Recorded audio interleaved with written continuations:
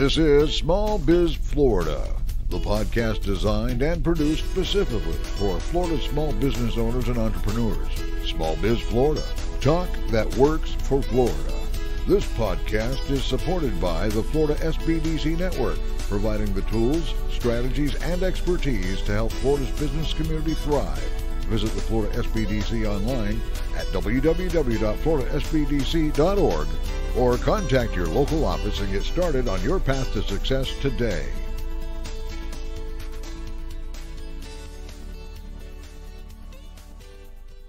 This is Small Biz Florida, the podcast and broadcast that's all things business across the state of Florida.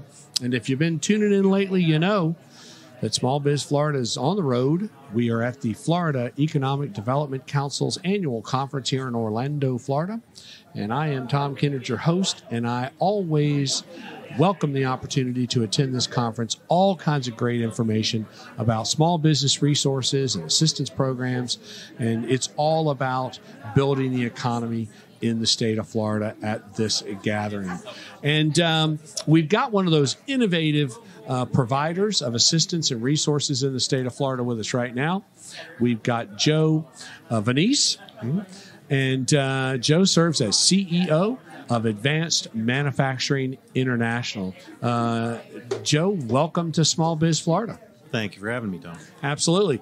You and I had a chance to converse the other day. I'm blown away by what your company does.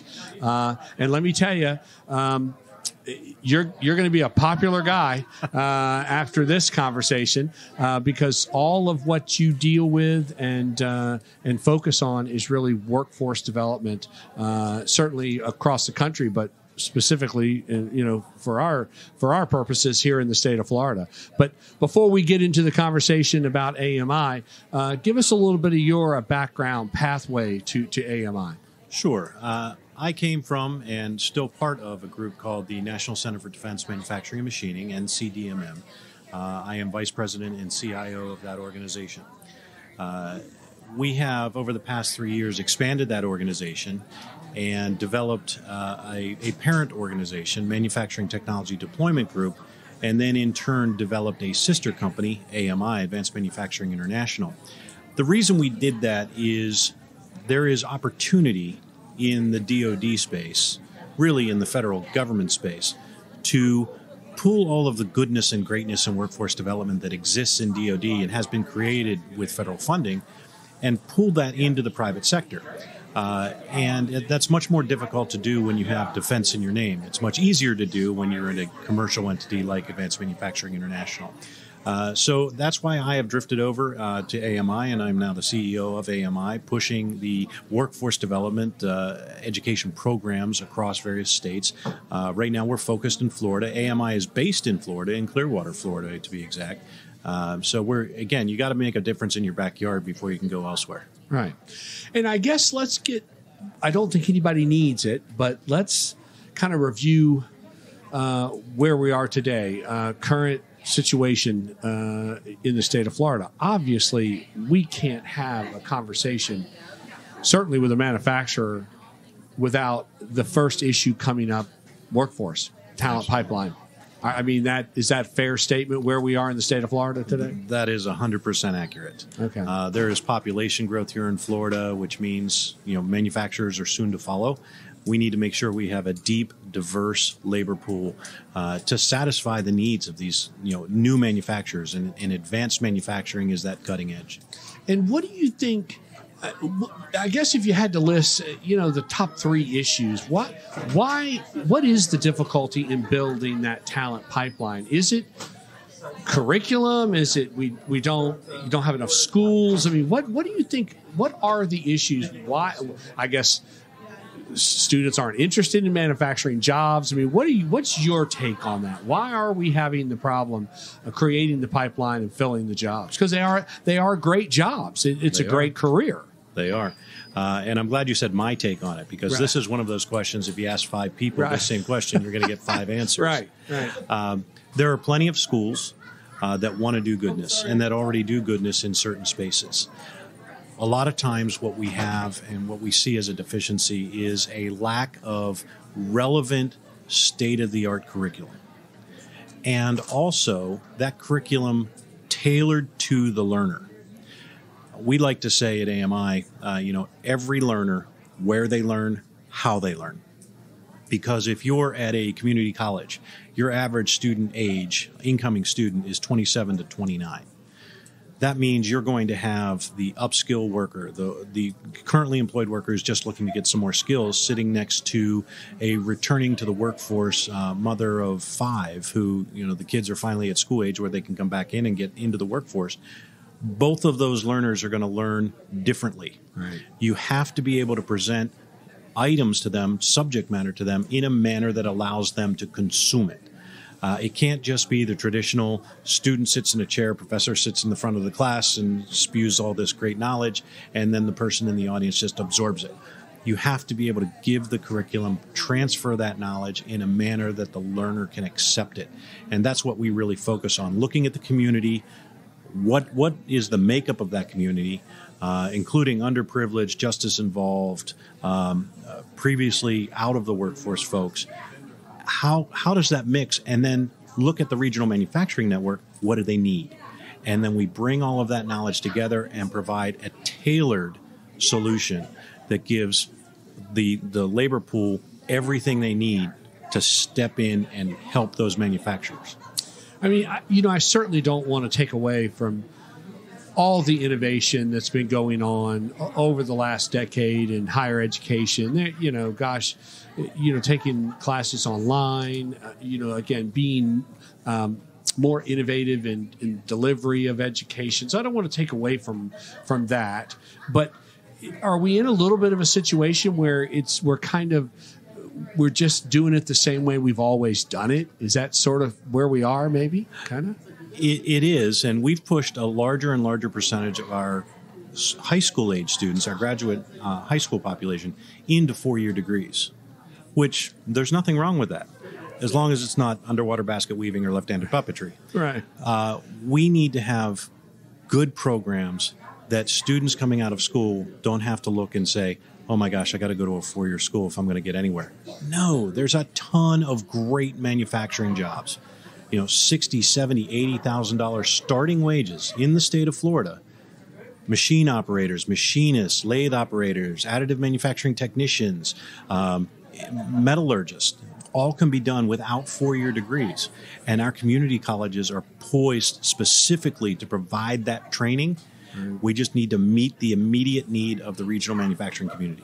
So I guess in our small business world, who is your customer? Who does AMI deliver their product to? We deliver to a broad spectrum of learners directly. We do have individual learning courses where we can have the learner come and get what's called micro-credentialing. There's actually credentialing to learn how to use a socket wrench. There are organizations out there that provide, a 15-minute course. You take it, you get a certificate that you know how to use a socket wrench. We don't want to be that granular, but that exists. Right. But that micro-credentialing is, per sip, per drink offered to the community. But really, that's not where we want to be. Where we want to be is the large impact. We have this national strategy. We need local impact. We need the boots on the ground. And right now, the community colleges, the tech schools, the trade schools are our partners in this endeavor. And they're doing a great job. Okay. So you're working with those trade schools, tech schools, community colleges. You're bringing in curriculum programming, which they are then in turn delivering to those participants and students. Yes, and I read something today that I liked in one of the magazines that was given here at the FEDC, and that was making sure we're calling the students coming into community colleges customers. Right. They are customers of that college. Yes, we are delivering that content and educating the educator, training the trainer to make sure they can provide a lasting impact to that student, and not just on the immediate regional needs of the labor pool, but we're going past that and pushing the bubble a little bit to get into what's next. So these learners are now prepared for introducing advanced manufacturing into wherever they end up at the end of the day. Now, I think what really caught my attention in our conversation prior to going on the air was you also said there's funding behind some of this too? Did I get that correct? Absolutely. There's state, local, and federal funding that we pursue to come in and provide help and assistance. Sometimes it's straight up grants. Sometimes it's matching funds. But all of those are opportunities to get programs funded in the state of Florida. Okay. All right. So you are truly you're kind of a one-stop, AMI is a one-stop resource for workforce training, curriculum, potential funding. Yes, absolutely. We act as a matchmaker. We have a saying that says, there's lots of dots in the ecosystem. We don't ever want to be a dot. We want to connect the dots. Right. We want to bring those people together. And sometimes it makes sense for us to bring people together, find funding, set it down, and step away.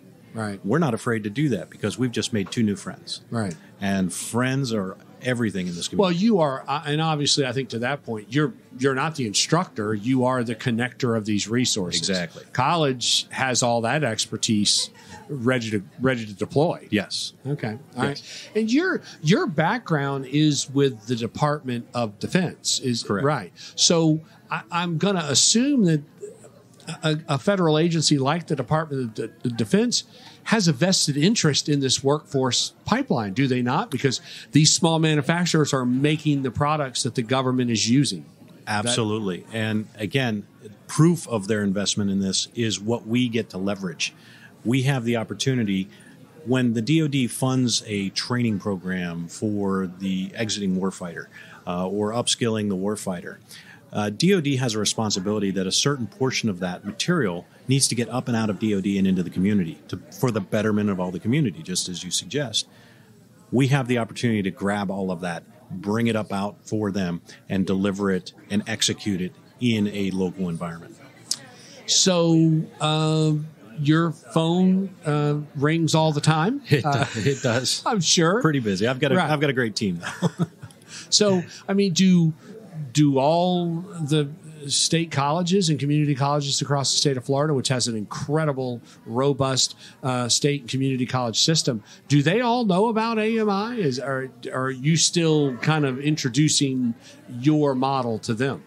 I am very much introducing the model across the state of Florida.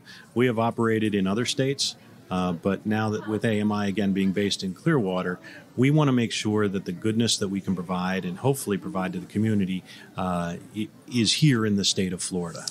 And how far down in the educational ecosystem will you go? Are you talking to high schools, or can you engage a high school and bring a program into a high school? Absolutely. We like to say the educational assets that we have are K to gray. We've got programs for kindergarten to 3rd grade that introduces them to manufacturing in a fun way. You design and 3D print your own candy. Man, how to get a 2nd grader introduced to manufacturing, right. Printing candy is great. Right. We have middle school programs and camps designed to introduce them to manufacturing. All of that is accessible. We have high school programs. We've got high school summer camps. We've got full semester college courses. We've got obviously our community college program, as well as helping universities across the nation get into advanced manufacturing programs and advanced manufacturing degrees. What is AMI's business model? How does it work when you engage with a state college? Again, we act as we are a not-for-profit. We are a registered not-for-profit. So we come in as the impartial convener. We are that third-party convener that has the power to bring competitors together. So there are competitive educational programs out there. There are competitive OEMs, manufacturers. There are competitive machine builders. We're able to bring them all into the same room and talk. And that's very, very important. Now, we also are sitting in what we like to call a privileged position. We are sitting very high in the food chain, so we can look down and understand the landscape and interpret the landscape for each of the players in the space. And again, all of them understand we are an impartial third-party convener of goodness. Okay. All right. How does one find AMI? Well, all you got to do is open your eyes. We have a website. We have AMI, or advancedmanufacturing.org. It's advmfg.org. And you can go there and learn a little bit more about AMI. Again, I encourage people to do so. It's an exciting program. You're going to be seeing a lot of press releases coming out here in the state of Florida. We had a very successful legislative session here in the state of Florida. So you're going to see a lot of press on that.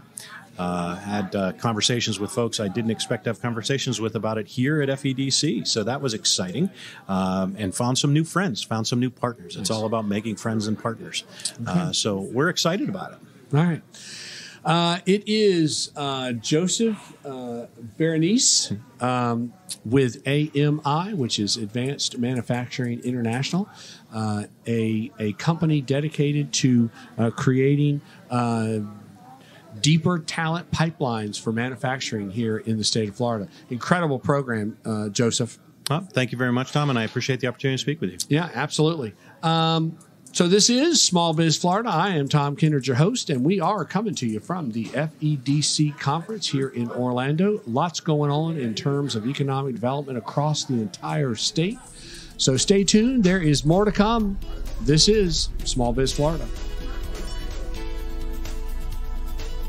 This has been Small Biz Florida, created and produced by the Florida Small Business Development Center at Indian River State College. Your host for Small Biz Florida is Tom Kindred. Partners for Small Biz Florida include WPSL and WSTU and Indian River State College, named the 2019 winner of the Aspen Prize for Community College Excellence.